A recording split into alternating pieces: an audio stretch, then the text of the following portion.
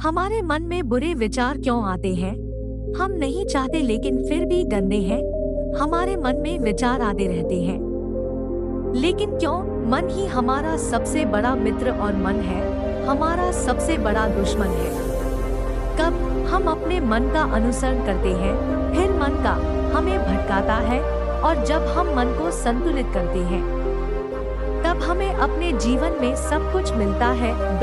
हम रोकने की कोशिश करते हैं, हमारे मन में गंदे गंदे ख्याल आते रहते हैं, लेकिन जितना अधिक हम रुकते हैं, ये विचार उतने ही अधिक आते हैं।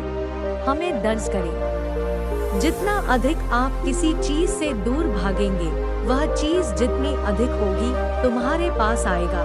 इसलिए उस चीज से दूर मत भागो, लेकिन इस पर संतुलन बनाए रखें। एक बार एक युवक गौतम बुद्ध के पास आया और गौतम बुद्ध से कहा, हे बुद्ध, मेरे मन में इतने गंदे विचार क्यों आते हैं? आना, मैं नहीं चाहता हूँ कि मेरे मन में गंदे विचार आएं, लेकिन मेरे मन में हमेशा वासना के विचार चलते रहते हैं और मैं बहुत परेशान हूँ। उनके बारे में सोच रहा हूँ। मेरी ऊर्जा और समय ये सब सोचने में ही बर्बाद हो जाता है। इन्हीं सब विचारों के कारण मैं कभी कभी शांत नहीं रह सकता और मैं हमेशा स्त्रियों को देखकर मोहित हो जाते हैं।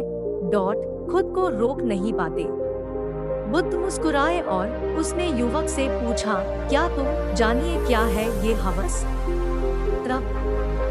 लड़के ने उत्तर दिया और कहा, बुद्ध, मैं पता नहीं वासना क्या है, लेकिन हाँ, जो भी है यही है, बहुत बुरी बात है। फिर बुद्ध उस युवक से कहा, सबसे पहले तुम्हें समझना होगा, वह जो भी हो हमारे अंदर स्वाभाविक रूप से बुरा नहीं है।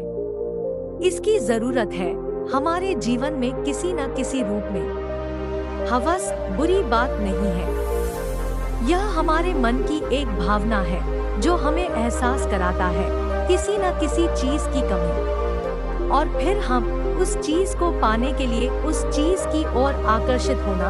अगर आपकी तरह आपके पास धन की कमी है, तो आपके मन में धन पाने की इच्छा होती है। वासना जगेगी। इसका मतलब यह नहीं कि वासना बुरी है, बल्कि बुरी है। यह हमारे मन की एक प्रकार की आवश्यकता की अनुभूति है, और जब यह आवश्यकता शारीरिक हो तो हम इसे काम वासना कहते हैं। युवक ने गौतम बुद्ध से कहा, बुद्ध, मैं वासना का अर्थ समझ गया हूँ, लेकिन तुम मुझे बताओ यह कहाँ से आता है और कैसे आता है? गौतम बुद्ध ने कहा कि वासना कहीं से नहीं आती, यह हमारे अंदर ही है और इसका होना जरूरी है, तभी तो इंसान है। दौड़ का विस्तार होगा। युवक ने कहा, कब यह हमारे अंदर है और जरूरी भी है, तो फिर लोग इसे गलत क्यों कहते हैं? बुद्धा कहा, यही समस्या है। लोगों को है वासना के बारे में गलत सोचा, वे छिपाने और दबाने की कोशिश करते हैं। यह वासना गलत नहीं है, लेकिन वासना का गलत तरीके से इस्तेमाल करना गलत है। लोग जो पसंद करते हैं उसके लिए जीना शुरू कर देते हैं और हर समय इसके बारे में सोचते रहते हैं, लेकिन ये सब गलत है। बुद्धा युवक से कहा, क्या तुम जानवरों को भी जानते हो? सेक्स किया? युवक ने उत्तर दिया, हाँ बुद्ध, जानवर में भी हवस है, क्योंकि जानवरों में भी उनकी पीढ़ी को आगे ले जाएंगे। बुद्धा बोले, तो फिर हम जानवरों की हवस को क्यों नहीं कहते गलत? युवक ने कहा, मैं नहीं जानता महात्मा, आप मुझे बताओ। गौतम बुद्ध ने कहा था, जानवर अपनी वासना का प्रयोग नहीं करते आनंद के लिए, वे केवल संतान प्राप्ति के लिए अपनी वासना का उपयोग करें। प्रकृति ने जानवरों को पर्याप्त समझ नहीं दी है कि वे वासना को आधार बना सकते हैं उनकी खुशी, जबकि मनुष्य उपयोग करता है। सब कुछ मिल गया प्रकृति में अपनी समझ के आधार पर अपनी खुशी के लिए। हम इंसानों ने काम और वासना को अपनी खुशी का जरिया बना लिया है, जबकि प्रकृति ने हमें आगे बढ़ने के लिए दिया है, हमारा वंश। लेकिन मनुष्य इसे अपने जीवन का अंतिम लक्ष्य बना लिया है और वासना को बेलगाम होने देना गलत है। हम हावी क्यों हैं? यह बेलगाम क्यों हो जाता है?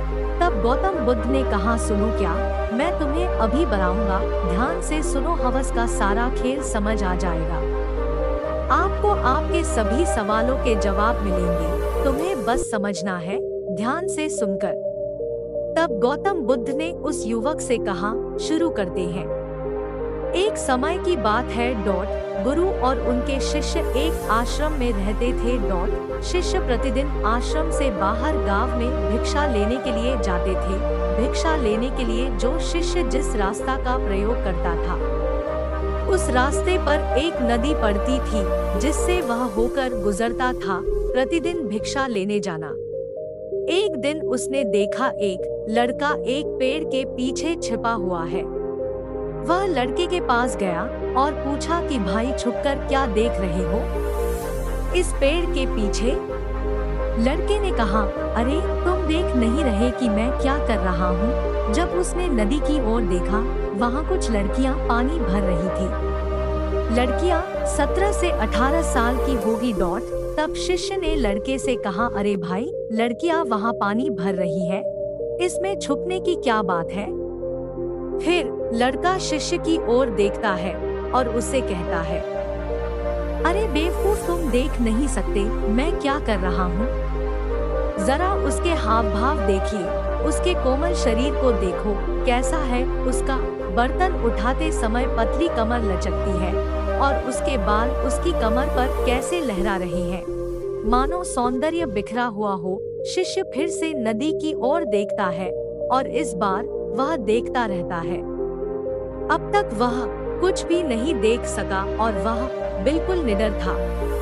उसे किसी बात का डर नहीं था, लेकिन अब वह छिपने लगा और उन लड़कियों को ऐसे देखने लगा जैसे उसने कोई अपराध कर दिया हो। और जब वह छिपकर उन लड़कियों को देख रहा था, फिर वह अंदर से कांपने लगा और वह कहा कि यह मैं हूँ, मैं क्या कर रहा हूँ? मैं जो भी कर रहा हूँ वह सही नहीं है, मुझे यहाँ से चले जाना चाहिए। और फिर उसे जल्दी निकल जाता है।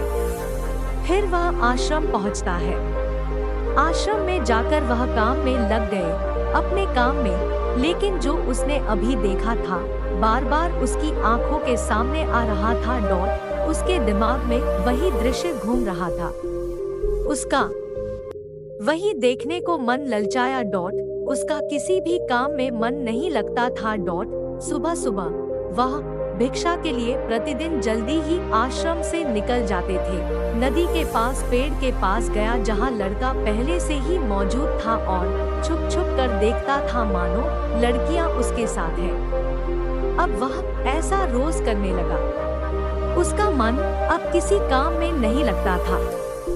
वह सदैव इसी में लीन रहता था, किसी प्रकार के विचार। वह था, आश्रम का कार्य भी ठीक से नहीं कर पा रहे हैं। वह न तो ठीक से सो सका और न ही ठीक से खाए। उसका मन बेचैन था। उसका मन उन लड़कियों की खूबसूरती को बार बार देखने का मन करता था। जब गुरु भिक्षा दे रहे थे तब भी उनका मन किसी और ही ख्याल में खोया हुआ था। गुरु अपने शिष्य की ये हरकतें देखी तो जिस दिन गुरु ने शिष्य को अपने पास बुलाया और कहा कि आज से मैं भी करूंगा, अपने साथ भिक्षा के लिए ले जाओ, हम तुम साथ में भिक्षा मांगने जाएंगे। तभी शिष्य ने गुरु को मना करते हुए कहा, नहीं गुरुदेव, आप परेशान क्यों हो रहे हैं, मैं ही ठीक से भिक्षा मांग सकता हूँ। गुरु ने शिष्य से कहा, ठीक है, तुम भीख मांगने अकेले जाओ। इसके बाद शिष्य भिक्षा मांगने निकला। शिष्य के बाद गुरु ने भी आश्रम छोड़ दिया और शिष्य का पीछा करने लगे कि वह कहाँ जाता है और वह क्या करता है। कुछ दूर जाने के बाद ये सब देखने के लिए उसका पीछा करने लगा। गुरु ने देखा कि उनका शिष्य छिपकर बैठा है एक पेड़ के पीछे एक लड़के के साथ और छुप छुप कर कुछ देख रहा था। गुरु भी अपने शिष्य के पीछे खड़े हो गए, यह देखने के लिए कि उसका शिष्य कहाँ ध्यान दे रहा था। जिसके लिए वह अपराधियों की तरह पेड़ के पीछे छुप रहा है। गुरु ने देखा कि उनका शिष्य लड़कियों को देख रहा है, पेड़ के पीछे छुपकर, जो नदी से पानी ले रही थी। तब गुरु ने शिष्य से कहा, लड़कियों से भी मांगोगे क्या? गुरु की आवाज सुनकर शिष्य का मन घबरा गया और उसे पसीना आने लगा। वह मानो कांप रहा था, जबकि उसने रंगे हाथ पकड़ लिया था। एक चोर को पकड़ना, उनकी हालत खराब हो गई। वह कुछ भी बोल पाने में असमर्थ थे। शिष्य के साथ जो लड़का था भाग गया, जो बना शिष्य और भी घबरा गया। बस कुछ टूटे फूटे शब्द ही निकल रहे थे, उसके मुंह का वह नहीं कर सकता। यहाँ तक कि अपने शिक्षक से आंख मिलाने की हिम्मत भी कर सकता है। शिक्षक शिष्य की ओर देखकर बोले, मेरा शिष्य निडर है। वह किसी चीज से नहीं डरता, लेकिन यह क्या है? डर के मारे कहाँ रह रहे हो? शिष्य ने गुरु से कहा, मुझे क्षमा करें, इसमें मेरी कोई गलती नहीं है। वह लड़के ने मुझे धोखा दिया, लेकिन मैंने तुमसे वादा करता हूँ कि आज के बाद मैं कभी ऐसा नहीं करूँगा, उसे फिर से करो। क्षमा चाहता हूँ। गुरुदेव ने कहा कि कोई बात नहीं, लेकिन आपको यह ध्यान रखना चाहिए कि हम जैसा हम रखते हैं वैसा ही परिणाम प्राप्त करें, जैसा कि हम संबद्ध करते हैं उनका विचार हम में प्रवेश करते हैं। इसलिए अच्छी संगति रखें ताकि अच्छा हो, विचार आप में प्रवेश करते हैं। फिर गुरु और शिष्य पुनः आश्रम लौट आया। आश्रम के काम पर ध्यान देना शुरू किया। वह रास्ता छोड़कर दूसरे रास्ते से जाने लगा। वह अपना काम सावधानी से करता था, लेकिन धीरे धीरे उसके अंदर गुस्सा पैदा हो गया और फिर वह अन्य शिष्यों पर क्रोधित होने लगा और बेचैन हो गए। अब वह सही समय पर खाना भी नहीं खाता था। वह खाना भी बहुत कम खाते थे। एक रात गुरु शिष्य के पास आए और उससे कहा कि तुम मुझसे वादा किया था कि तुम अपने मन को वश में रखोगे। आपने अब तक कितनी बार अपना वादा तोड़ा है? यह सुनकर शिष्य अपने गुरु के चरणों में गिर पड़ा और रोने लगा। उसने रोते हुए गुरु से कहा कि गुरुदेव, फिर भी मैंने कई बार अपना वादा तोड़ा है। वादा तो करता हूँ, पर हर बार मेरा वादा टूट जाता है। ये मेरे बस की बात नहीं है, बिल्कुल भी। मैं बहुत कोशिश करता हूँ, मेरे मन से सारे बुरे विचार निकाल दो, लेकिन मैं चाहकर भी ऐसा नहीं कर सकता। तब गुरु ने शिष्य से कहा, हे गुरु, मेरे साथ आओ। शिष्य को आश्रम के बगीचे में ले गए और शिष्य से कहा, देखो, यहाँ कुछ नाले हैं जिनसे नदी का पानी गुजरता है। इन पौधों और इस पानी में आ रहा है, निरंतर बह रही है। क्या आप इस पानी का बहाव रोक सकते हैं? शिष्य ने कहा, हाँ गुरुदेव, मैं इस प्रवाह को रोक सकता हूँ। तभी शिष्य ने मिट्टी उठाई और इसे उस नाली के किनारे पर रख दे। वह पानी कुछ देर के लिए रुक गया और फिर थोड़ी देर बाद उस रेत के ऊपर से पानी आता था। गुरु ने शिष्य से कहा, यह क्या है? ये पानी बिल्कुल नहीं रुका। उसने फिर से कुछ कंकड़ उठाए और उन्हें नाले में फेंक दिया और फिर थोड़ी देर के लिए पानी रुक गया। लेकिन फिर थोड़ी देर बाद उन कंकड़ पत्थरों के ऊपर से पानी निकला। गुरु ने कहा, शिष्य, क्या घटित? पानी फिर आ गया। तुम कह रहे थे कि तुम इसे रोकोगे। क्या हम कुछ रोक सकते हैं? पूरी तरह? फिर शिष्य कहा, कोई बात नहीं गुरुदेव, मैं इसे रोक दूंगा पानी और तुम्हें दिखाऊंगा। फिर वह एक बड़ा पत्थर लाया और इसे नाली पर डालो। पानी रुक गया। तब शिष्य ने गुरु से कहा, देखिए गुरुदेव, मैंने कहा था कि मैं करूंगा, पानी रोको। मैंने पानी रुकने का इशारा किया। मैं आपके कहे को पूरा किया है। गुरु मुस्कुराया और कहा, अच्छा, ध्यान से देखो, पानी रुक गया है। क्या? यह है, पीछे नाली को तोड़कर बाहर आ जाती है और अगल बगल से बह रही है। और ध्यान से देखो, ये पत्थर भी सामने आ गया है। और यह पानी अपना मार्ग बदलकर आगे की ओर बह जाएगा दोबारा। फिर कुछ देर बाद वही बात घटित हुई। तब गुरु ने शिष्य को समझाया, आपके साथ भी ऐसा ही हो रहा है। आप बार बार कोशिश कर रहे हैं, कठिन से कठिन प्रयास कर रहे हैं, लेकिन हर बार आपका प्रयास टूट रहा है और यह हमेशा टूटता रहेगा। ये पत्थर आपका प्रयास है और यह पानी आपके विचार है। कोई बात नहीं, कैसे बड़ा पत्थर तुमने डाला, पानी अपना रास्ता खोज लेंगे। यह देखकर शिष्य पूछा, हे गुरुदेव, क्या कोई उपाय नहीं है जिससे मैं गंदे विचारों से बाहर निकल सकूं?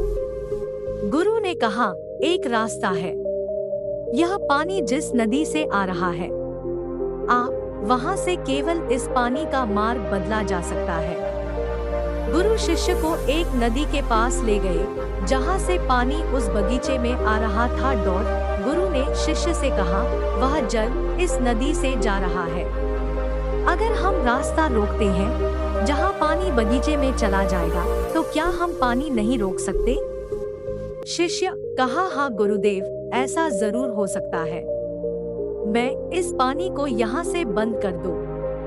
तब सामने और फिर नाली में पानी नहीं जाएगा, बगीचे में पानी नहीं जाएगा।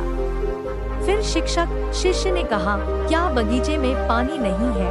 अगर चला जाएगा तो पेड़ पौधे कहाँ से जाएंगे? पानी पी लो। वो पेड़ पौधे पानी चाहिए। तब शिष्य ने सोचा और बोले, यह बात मेरे दिमाग में कभी नहीं आई। इस पानी का बगीचे में जाना भी जरूरी है। गुरु ने कहा, और वही, ये कुछ ऐसे पेड़ पौधे हैं जिन्हें रोजाना पानी की जरूरत होती है। वे सूख जाएंगे और मर जाएंगे। हम पानी खोलना पड़ेगा। गुरु की बात सुनकर शिष्य फिर पानी के लिए रास्ता खोल दिया। गुरु ने पूछा, यदि हम इस नदी का सारा पानी बगीचे की ओर मोड़ दे तो क्या होगा? शिष्य ने उत्तर दिया, गुरुदेव, वहाँ जीत हासिल करने के लिए पेड़ पौधे हैं। वे सब पिघल जाएगा और कुछ भी नहीं रहेगा। बाएं। गुरु मुस्कुराए और बोले, आप ये समझिए, हमें कुछ भी रोकना नहीं है, बस हमेशा संतुलन बनाए रखना है। कम पानी से पौधे नष्ट हो जाते हैं और अधिक पानी से पौधे भी नष्ट हो जाते हैं। हमारा जीवन संतुलन पर चलता है।